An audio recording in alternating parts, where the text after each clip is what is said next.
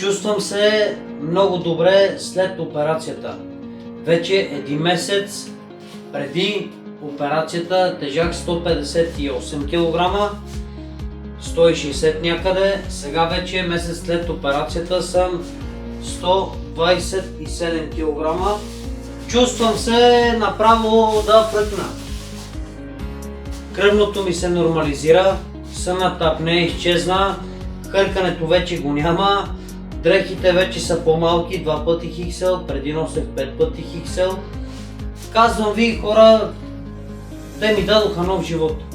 Сега хората ме възприемат по съвсем друг различен начин, самочувствието ми се върна. Всичките качества на нов живот. Това е. Те дават нов живот. Да, беше ме страх да се подложа на такава операция, защото операция си е все пак, но вече като минах не е това, което си го мислех.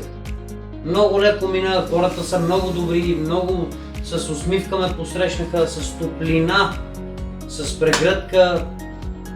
Това са хората.